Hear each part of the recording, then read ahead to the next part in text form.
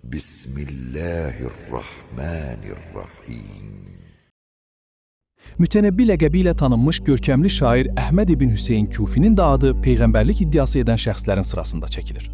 Lakin əksər sübutlar onu göstərir ki, o peyğəmbərlik iddiası etməmiş, əsasən vəzifə və yüksək məqam istəyində olmuşdur. Digər tanınmış şair Əbul-Əla Məərrinin də adı peyğəmbərlik iddiasında olanların sırasında hallanır.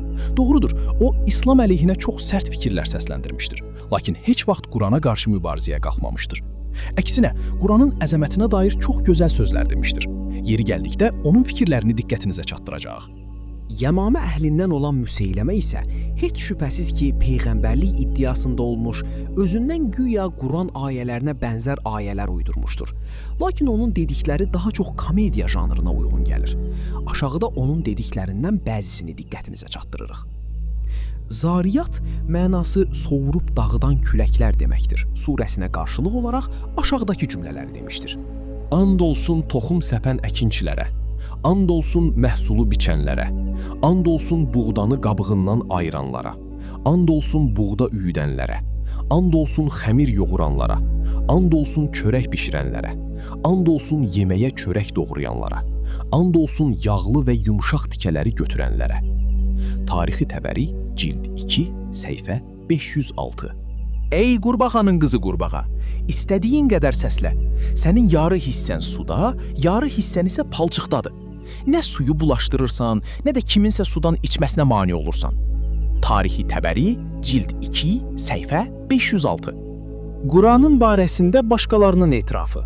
Aşağıda bir çox tanınmış şəxslərin, hətta Qurana qarşı mübarizəyə qalxdığı iddia edilənlərin bəzisinin bu səmavi kitabın əzəməti haqqında etirafını qeyd etməyi məqsədə uyğun görürük. Quranla mübarizəyə qalxdığı iddia edilən Əbul-Əla Məərri deyir: Müsəlman olub-olmamasından asılı olmayaraq, hamı qəbul edir ki, Muhammed Peyğəmbərin gətirdiyi bu kitab bütün ağılları özünə heyran etmişdir.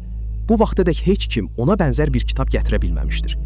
Onun metodu ərəblər arasında yayılmış xütbə, rəcəz, şeir, səc janrında yazılmış heç bir kitabın metoduna bənzəmir.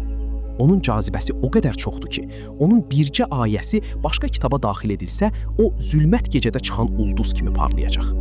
Vəlid ibn Müğeyrə Məxsumi ərəblər arasında öz dəstxətti ilə seçilmiş, cahiliyyət dövründə böyük ictimai problemlərin həllində fikirlərindən istifadə edilmiş və buna görə də Qureyşin gülü kimi ad çıxarmışdır. O, Qafir surəsinin bir neçə ayəsini Həzrət Peyğəmbərdən eşitdikdən sonra Bəni Məxsum tayfasının məclislərindən birində iştirak edərkən belə demişdir: And olsun Allaha, Muhammeddən elə bir söz eşitdim ki, nə insanların sözünə bənzəyir, nə də pərilərin. Onun sözlərinin özünə məxsus şirinliyi, gözəlliyi vardır.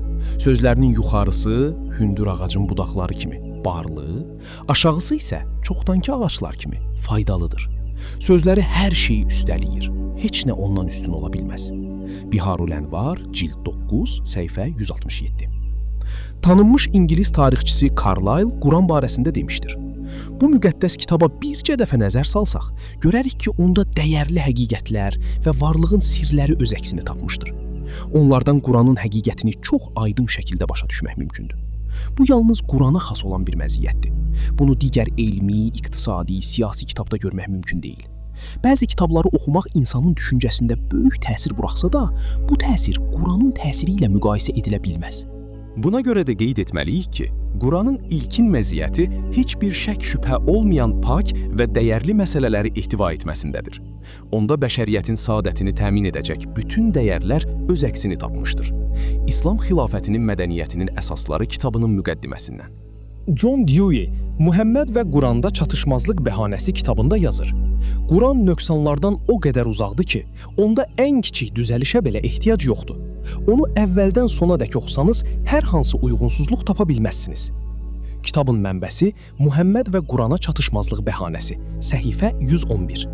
O, daha sonra yazır: Hamı yekdilli ilə qəbul edir ki, Quran ən fəsahətli və bəlağətli üslubda ərəblərin ən nəcib qəbiləsi olan Qureyşin ləhcəsində nazil olmuşdur. Onda ən gözəl təşbihlərdən istifadə edilmişdir. Muhammed və Qurana çatışmazlıq bəhanəsi, səhifə 91. Alman yazıçısı Höte demişdir: Quran elə bir kitabdır ki, oxucu anlamaqda əvvəlcə çətinlik çəksə də, Sonradan ona məftun olur. Özündən ixtiyarsız olaraq onun saysız-hesabsız gözəlliyinin heyranı olur. Muhammed və Qurana çatışmazlıq bəhanəsi. Səhifə 91. O daha sonra demişdir: Allahdan xəbərsiz olan keşişlər bizə uzun illər boyu müqəddəs Quranın həqiqətlərindən və onu gətirmiş Həzrət Muhammedin əzəmətindən xəbərdar olmağa imkan verməmişlər. Lakin biz elm yolunda irəlilədikcə yersiz təəssübkeşliyin üzərindən pərdələr götürülmüşdür.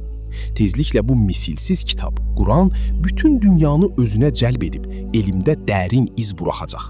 Axırda bütün insanların düşüncəsinin əsasını təşkil edəcək. Biz əvvəlcə Qurandan üz çevirmişdik. Lakin çox keçmədi ki, bu kitab diqqətimizi özünə cəlb edib bizi heyran qoydu. Hamımız onun elmi əsasları qarşısında sustuq. Məşhur tarixçi Will Durant yazır: Quran müsəlmanlara elə bir izzət, ədalət və təqva bəxş etdi ki, dünyanın heç bir yerində bənzəri yox idi.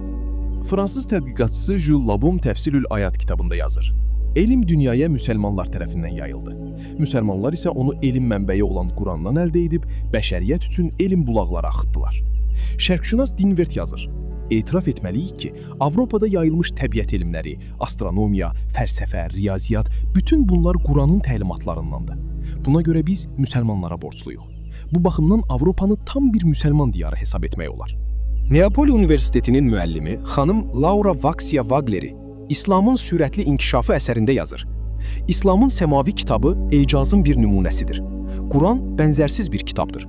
Ədəbiyyatda onun üslubu kimi üslub olmamışdır. Bu, onun insanın ruhuna qoyduğu təsir üstünlüklərindən xəbər verir. Dərs oxumamış adi bir ərəb fərdi olan Muhammed Peyğəmbərin möcüzə ilə dolu belə bir kitabı necə yaza bilər? Bu mümkün deyil. Biz bu kitabda elə dəyərli məlumatlara rast gəlirik ki, ən böyük filosofların, siyasi xadimlərin, elm adamlarının da bacarığından kənardır. Buna görə də Quran hətta bəşər övladından olan böyük alimin də əsəri ola bilməz. Əgər sən də Quranı dərk edərək oxumaq istəyirsənsə, abunə ol və birlikdə öyrənək.